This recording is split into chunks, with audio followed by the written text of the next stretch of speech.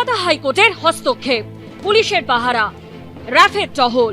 পশ্চিমবঙ্গে এই ছবিগুলো সাধারণত দেখা যায় ভোটের সময়, কিন্তু এবার নজিরবিহীনভাবে তা দেখা গেল বাঙালির আবেগের সরস্বতী পুজোয়। বিচ্ছিন্নভাবে দু এক জায়গায় নয়, কলকাতা থেকে জেলার একের পর এক জায়গায় এ রাজ্যে সভা সমাবেশের অনুমতি পেতে বিরোধীদের বারবারই হাইকোর্টের দ্বারস্থ হতে হয়। কিন্তু এবার খাস কলকাতার যোগেশচন্দ্র চৌধুরী কলেজে সরস্বতী পুজো করার জন্য কলকাতা হাইকোর্টে যেতে হলো। সেই সত্যি বেনজিরভাবে বিদ্যার দেবীর আরাধনা হলো আদালতের নির্দেশে পুলিশ দাঁড় করিয়ে।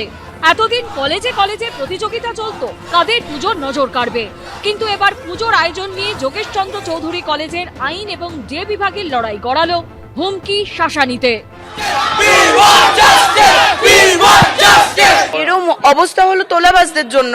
তারা এলেন, আমাদের পুজো আটকানোর চেষ্টা করলেন এবং তাদের প্রভাব বিস্তার করার চেষ্টা করলো এবং আমাদের ছাত্রীদের প্রতি রেপ থ্রেট এই সমস্ত দেওয়ার চেষ্টা করলো। আতঙ্কটা রয়ে গেছে। অবশ্যই তারা যদি ক্যাম্পাসের ভেতরে এসে সমস্ত করতে পারে, ক্যাম্পাসের বাইরে কি করে আমরা সেফ? এতদিন সরস্বতী পুজোতে স্কুলের দরজা সবার জন্য খুলে যেত, কিন্তু নদিয়ার হরিণঘাটায় প্রধান শিক্ষককে হুমকি দেওয়ার ভিডিও ভাইরাল হওয়ার পর সেখানে পুজো করতে হলেও কোলাপসেবল গেট বন্ধ করে বাইরে বিশাল পুলিশ বাহিনীর সঙ্গে নামাতে হলো র্যাফও। এমন দেখিনি কোনো জায়গায় যে সরস্বতী পুজো হতে গেলে পুলিশ গার্ড দিয়ে এরকম কোনো কোথাও দেখিনি আমরা, এই প্রথম দেখছি।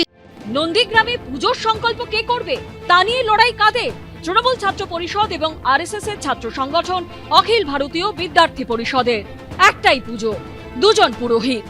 কিছু বিপি দুষ্কৃতীকে নিয়ে এসে গত বছরও এরকম করেছিল, এবছরও সেই রকম করতে চেয়েছিল, তো তৃণমূল ছাত্র পরিষদ সেই ফাঁদে পা দেয়নি। যে পুরোহিত কলেজ থেকে ঠিক করা ছিল এবং টিএমসির পক্ষ থেকে হুমকি দেওয়া যায় যে আপনি চলে যান, এবং সেই জন্য সে চলে যায়।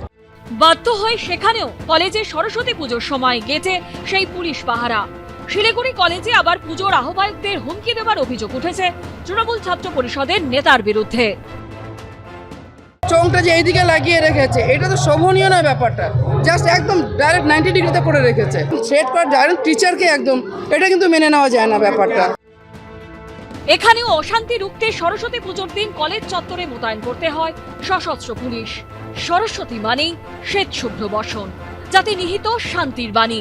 কিন্তু সেই সরস্বতী পুজোতেই এবার নজিরবিহীন ঘটনার সাক্ষী থাকলো পশ্চিমবঙ্গবাসী। পার্থপ্রতিম ঘোষ, বিটন চক্রবর্তী ও সুজিত মণ্ডলের রিপোর্ট, এবিপি আনন্দ।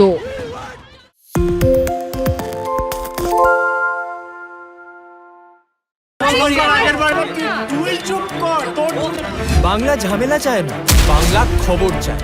বাংলা খবর, বাংলার খবর।